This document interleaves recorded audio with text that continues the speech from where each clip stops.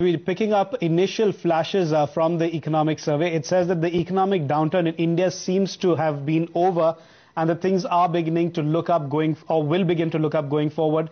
The survey is pegging growth in the next financial year at 6.1 to 6.7% at the moment. But for now, just let's take it across to Delhi, where we're joined by our policy editor, Supriya Srinath, who's going to walk us through some of the highlights of the eco-survey. Supriya.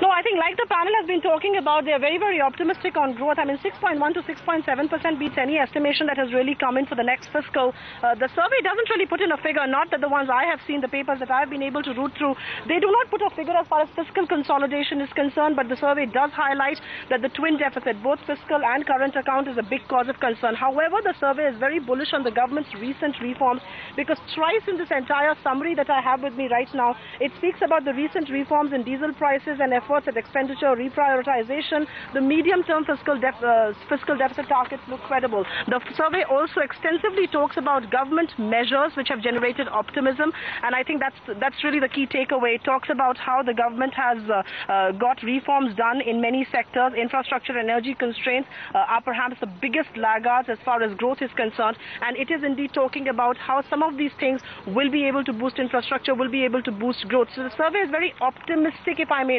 The key takeaway is this is an optimistic survey of the Indian economy, because in the very first line itself, it says that growth will perhaps be higher than 6.1 to 6.7% in next fiscal, but they do believe that the worst is over for Indian economy. They do believe that Indian economy has indeed bottomed out.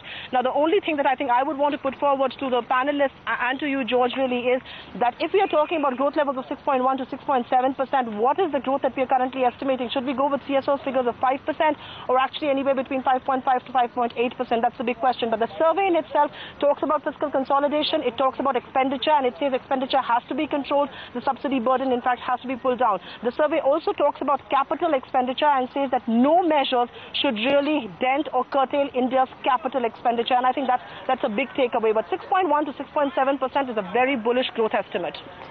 Thanks very much, Supriya, for giving us the highlights of the economic survey. So as expected, the current account deficit, the growth figures, all of those featured exceedingly prominently in the survey.